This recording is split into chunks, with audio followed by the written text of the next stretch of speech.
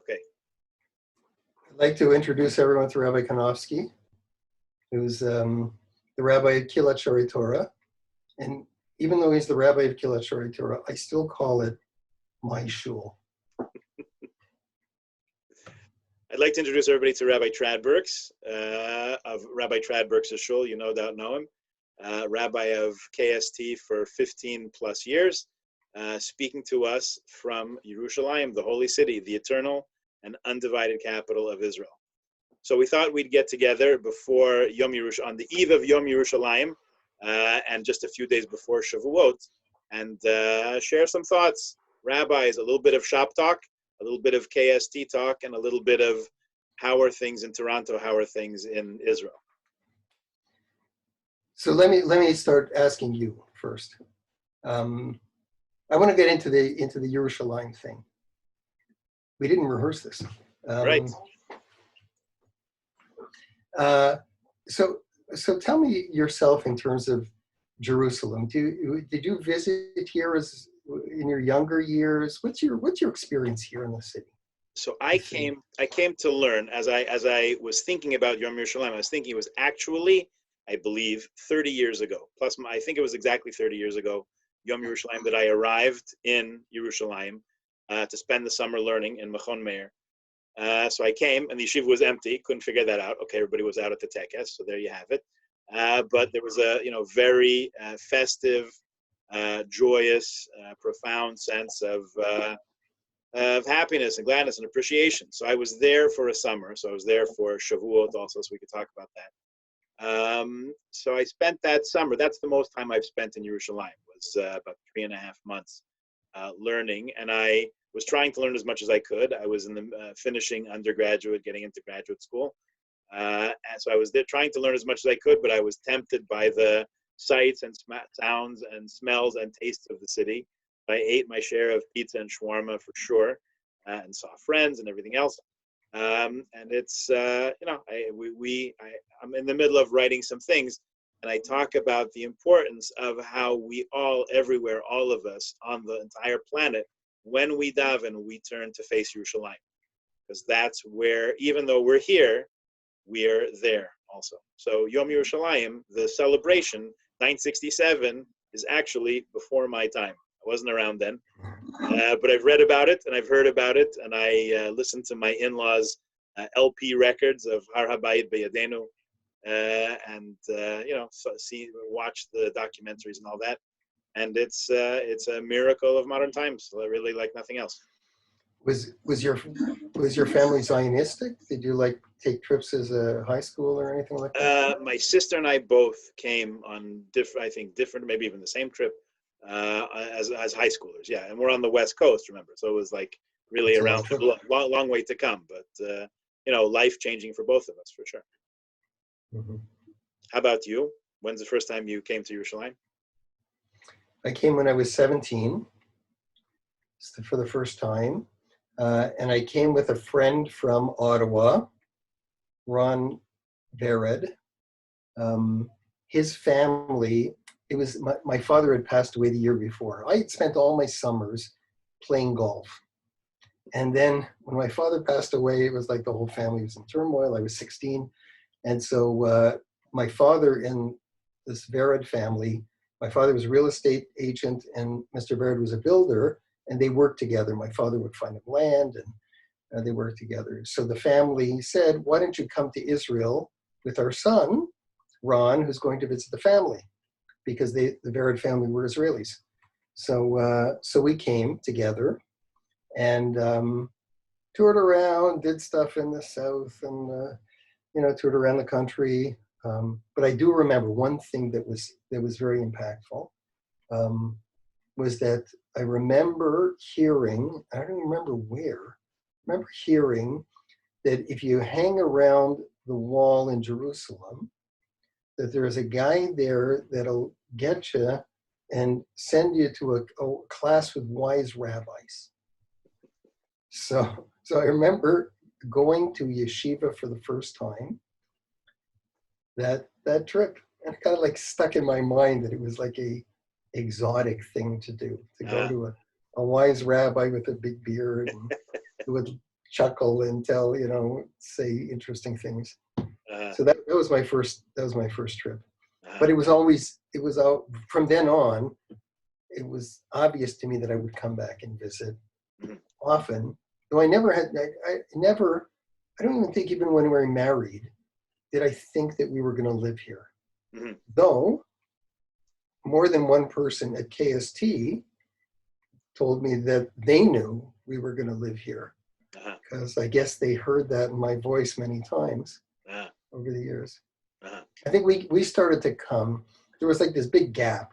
I came as a teenager, then I came for yeshiva, and then when I got into the rabbinate, and you start having a family, it's hard to come. It's mhm, expensive and mhm, time consuming, and how are you going to do it? So yeah, for many years, for a long time, we didn't come, mhm, and then we decided for divorce bat mitzvah, we'd come for I think it was a month, uh-huh, and that was a turning point really, mhm, because then the kids all really enjoyed, you know, just being on their own in a foreign city that was interesting, and mhm, yeah, so that's how things rolled around. Yeah.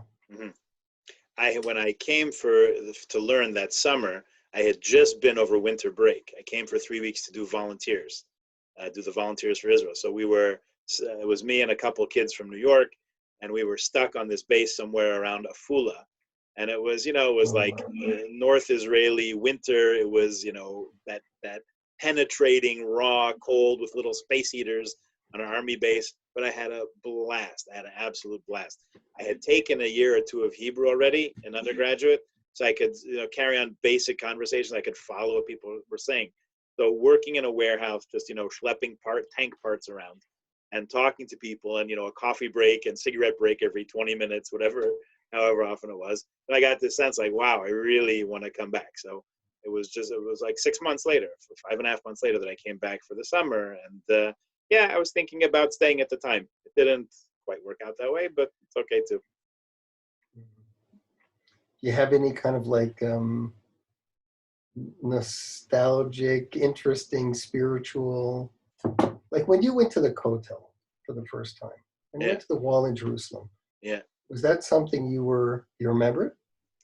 I'm trying to visualize the very first time I went there as a teenager, when I was your age, I think I was 17 also. First time I came to Yerushalayim. So I can't quite picture it. I'm sure it was emotional and engaging and interesting, the whole thing. But Did that summer I was in yeshiva, I remember I can remember like it was yesterday. We learned Shavuos night till whatever, 1 o'clock, 2 o'clock, 2:30, whatever it was, and then we're over in Kiryat Moshe, like past the bus station. So we started walking, whatever, 10 of us, 15 of us, however many of us, 20. And as we got to the main road, more people. You're heading down, whatever it is, Rehov Yafa, and more, then it's like a half a crowd already. And you get closer to the center of the city, and now it's like a tide of people. And then to the old city and all this. Just remember this gathering stream of people coming together, heading to the Kotel. I remember being very, very moved by that. That was like tremendously powerful to see people coming from all directions. It must have been like a taste of a taste of a taste of what Yom Tov felt like in the times of Beis Hamikdash. That's what I felt. And then we davened with the first minyan in the morning when the sun came up, and it was beautiful. That was very, very powerful, emotional Shavuot. so. Let me change the subject a little bit. So now in Corona, I want to know what you're thinking. What are you thinking, and what are you reading?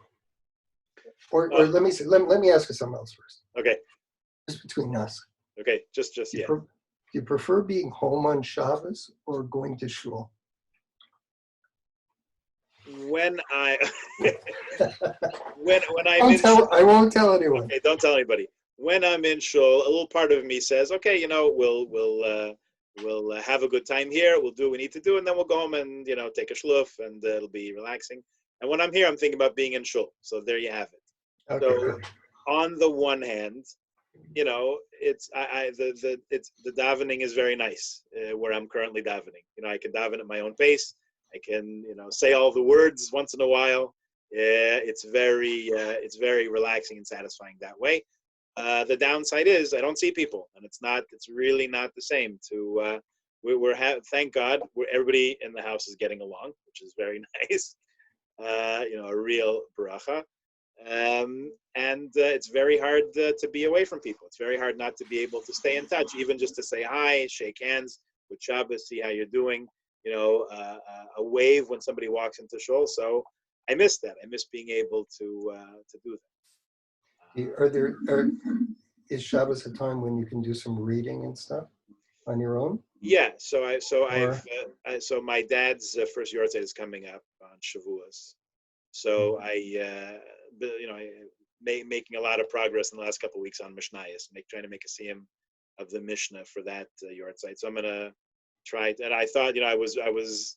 You can't say you're excited. I was looking forward to making a siyum in shul and saying l'chaim with everybody there and sponsoring kiddush on Shavuot, and hearing everybody say long life and all that. So so I'm gonna do it on Zoom.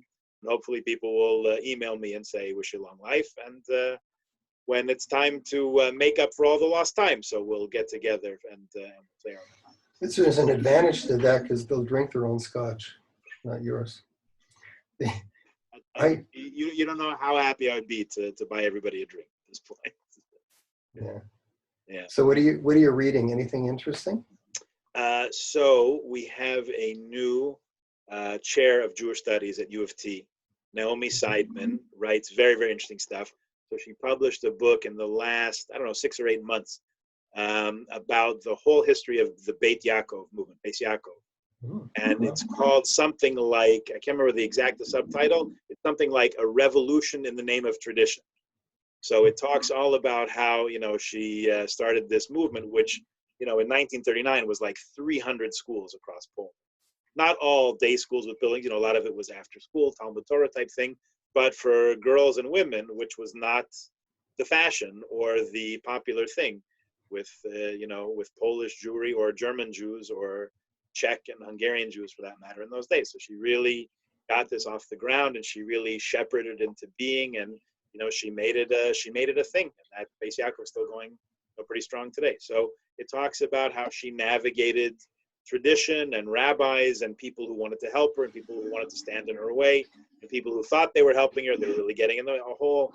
So it's a fascinating thing. And then at the end, she translated some of Sarah Schneerer's writings. She some of the articles that she wrote, some of the speeches she gave, translated into English. So it's very accessible, very rewarding. I'm reading a couple of histories, reading a couple of what else? A poem or two here and there. There's a woman in Montreal who was one of the Vietnamese boat people who came in the early 70s. So she writes these beautiful, beautiful, short, it's like a novel memoir. So she just published another one. So I got a hold of that and read it. So that was, beautiful as the other two were. A little bit of history, a little bit of this, a little bit of that. The Jewish Book of Life After Life, I just picked up and started reading that. So that's coming up a lot in some of the shiurim. So I'm learning some of that stuff too. How about you? You like being at home or you'd rather be in shul? Let's go back. So for me, when we first had the lockdown, there was a minyan that was meeting outside in the grassy area. We're in a place that has 4 buildings and a big tower. So there's like 100 apartments face this grassy area, and it's a big, big area. So they were making a minyan outside, and I was actually against it. I thought it was wrong. And so on principle, I sent a note out to the whole community that I was not going to be attending. And I urged other people to not attend this minyan. So then I was like in a bit of a pickle because now I said, I'm not going to attend this minyan that's going on. And, I should do it anyway. So I decided that Shabbos, I would get up really early and I would daven with the sunrise. And that way, do something, I guess, elevated. Like something elevated. Mm-hmm. So that worked until the clock changed. And when we went on daylight saving, now sunrise is like 5:45 in the morning. It's pretty good. But I did it for up until last week. I was doing that, and so actually when I I would get up and I would daven nice and slow, and I'd sit on my balcony, and the sun, I could see the sun, on the eastern horizon coming up, Nice. and then like at 6:00, 6:30, I'd be making kiddush, Hmm. and have something to eat. Then I'd read the Yeah. parsha, Yeah. and then I'd read other stuff, and Yeah. anyway. So it take me the whole day, like really actually really special. Made it Uh-huh. really special. Yeah. Nice. Take a nap at 9 in the morning. My first nap was at 9 in the morning. Anyway, but then I started to read. My son Yosef had I'd seen a book at his house once that I borrowed from him. It was written by the Piazetzna Rebbe, the Rebbe of Piazetzna. So the Rebbe of Piazetzna was famous because he was in the Warsaw Ghetto during the war, and he gave a talk every Shabbos at the Sudah Shlishit, and he wrote them down and edited them afterwards, and took the manuscript of this book in 1942 when the ghetto was about to be liquidated, and gave it to the Oynig Shabbos archives, which was this big project in the ghetto to record what was going on in the ghetto and to bury it, hoping that someone would find it after the war. So his works were found after the war. And so he's famous for writing those drushes in the ghetto. But he wasn't famous when he was in the ghetto. He was famous before the ghetto. That's why people came to his drushes when he was in the ghetto. He had built up a whole reputation. So he wrote a book on how to be a chassid for boys who were in high school and just post-high school. And then he wrote a second book for young men and older men on how to be really a pious person. So so that's what I've been reading, actually. Oh, great. It's Nice. in Hebrew, so it takes a lot more time to read it. But he talks about how to be elevated, how to be emotionally sensitive, how to train yourself to be sensitive to when you are feeling emotional, and how to use that as a religious experience. How to become, I guess, elevated. Mm-hmm. He talks about the music a lot. Anyway.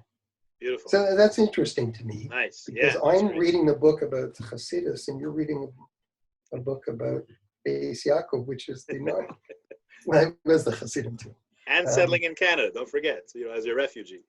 But I've been interested ever since I made Aliyah. Yeah.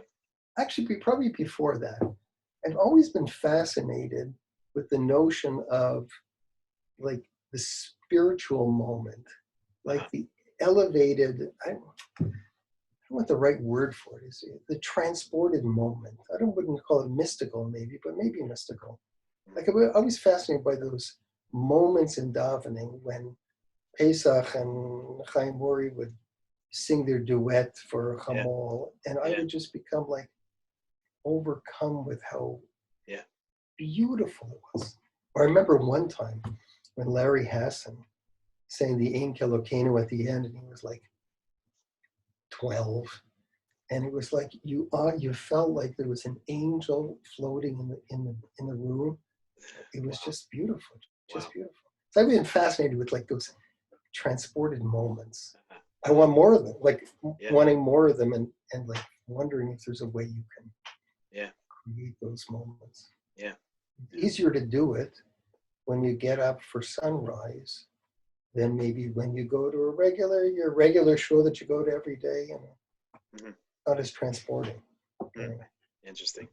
Yeah. So let me ask you a question that the most asked question that I got in the last, 2 months or so. And I'll tell you what I said, and then tell me your take. So I got call after call after call, and email after email. People wanted to know, how can it be that some people, in other words, what's reported in the press, Haredi people, are still davening and still have yeshivas and are still going to weddings and all that, when the public health officials and the government say, don't do it. So I said, and, when obviously it's a health hazard to themselves, to everybody else. So I said, first of all, did you ever try to tell other Jews what they can and can't do? I said, try walking in those shoes for a day or two and see how much luck you have. Number one. I said, number two, I said, I've lived more in North America than in Israel, but in Israel, it seems to me from thousands of miles away, there's not a tremendous amount of trust between the Haredi community and the government, go in either direction. I don't know if that's overstating and understating or putting it too gently. And maybe in America and Canada also, people feel a little bit autonomous that, the government and the officials have to say what they have to say, and we have to do what we have to do. So eventually, it took a couple of weeks, but all the communities that I know of basically shut down minyanim and shut down yeshivas and shut down shuls and everything. But it took a little bit longer. Maybe because people are not on WhatsApp and on Twitter and all the things that maybe the rest of us are, or maybe because it just takes longer. So I said, if you watch, people are coming around and they are complying with what the officials are saying. But it's been a little bit of a mixed bag. What have you seen and how have you processed that whole idea? Yeah. So I think there's no one, the Haredi community, when you talk it, let's say that's the Black Hat Hasidic community of Israel, is 1 million people. So it's not monolithic. And in many, many of the communities, once there were warnings from public health, my daughter-in-law actually, Yosef has become, he came and studied Yeshiva Kotel, but he became more Haredi, and he affiliates really completely with the Haredi community now. And his wife is a nurse. So she's at the front lines in their neighborhood as a public health person. So as soon as things started to come out, he stopped going to Minyan, and he told me all the people in his neighborhood stopped going to Minyan, and he still hasn't gone back, and that they're doing the proper distancing, and the kids aren't playing together, and the school's shut down. And so it's not monolithic, but there is, and I just mentioned to you before, Yosef just called me, and he said, can you help me get the phone number for the Ministry of Health, because my kollel, now that the schools have all opened here, wants to restart, but the head of my kollel, where he's learning, will not do anything without the blessing of the Ministry of Health. So he wants to call them and tell them where it is that we meet, what it looks like, how we can set it up, and he won't do it if it's not straight and proper. So it's not a monolithic thing. However, there were many communities that did not abide by the public health directives, and some maintain it was because they didn't know because of internet and the like. But I think what you said was the distrust that's a big piece of it. Why there is that distrust between authorities and the very pious religious community is a long story. It goes back to the beginning of Zionism, and the feeling that there was always a very pious group in Jerusalem in particular, and the new Zionists came in and they were anti-Zionist. There was a lot of conflict. I heard an interview with a Haredi woman, very religious woman, who said, during Pesach, they closed down, the whole country closed down, it was shut down, and there was concern that people weren't going to get food, so they had food delivery for the few days before Pesach in Bnei Brak. So Bnei Brak is one of the heart of where there were a lot of cases, COVID cases. So Bnei Brak is very, very pious area.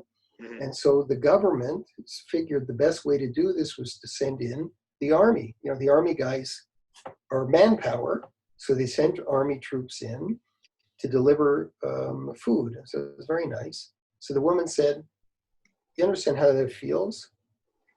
You're sending the army to police us? It's like we're like terrorists. Uh-huh. She said, that was like such a bad thing to do. Wow. She said, it just like, it looks like the government's against us and they're sending in the troops to put us in line, which was not the way I interpreted it at all. I thought it was very nice that they used these for this fanfare. Yeah. So there's a lot of ways that people look at things. And, yeah. And I think now, with shuls opening up in different places in the United States, you see the same thing happening. You have the very pious, ultra-Orthodox want to run to these minyanim, and who knows if it's so safe? It's maybe premature. Yeah. Yeah. It's not. It's a bit of a bad chapter in the relationship between the religious non. Though one of the people said that that there is many people installed be kept up to date on the developments of what were going on. And the way she said it was the Haredi community has always been against the influence of the internet because there's pornography and there's stuff that you can access, and we don't trust each other. We don't trust ourselves. And so it's bad to have that. So up until now, people had smartphones and they could put them in their pocket so their kids wouldn't see them. Yeah. Now, if you have a router in your home, you can't hide that. Now they know you've got internet. Right. Anyway. I'm sure you saw the joke. This year's anti-internet gathering at Citi Field in New Jersey, whatever. It's going to be held on Zoom because of the COVID. All right. Yeah. Listen, very nice talking to you. Really great to speak. We should do this more often. Let's, we'll keep talking and maybe we'll record some of it. Huh? I will say, I think of KST often and with great fondness, and especially the idea of having a l'chaim. It's midnight for me on Thursday night. It's a bit late, but I think of the shul often with really warm memories, and want to wish everyone a good health, and we should all continue to have good health and all do the right things in making sure we stay healthy. Amen. Really nice to speak. We'll do it again soon. Chag Sameach and Chag Sameach. Thank you. For all the Chagim, and health to everybody, and we'll stay in touch. Great. Take care. Have a good day. Yeah. Take care.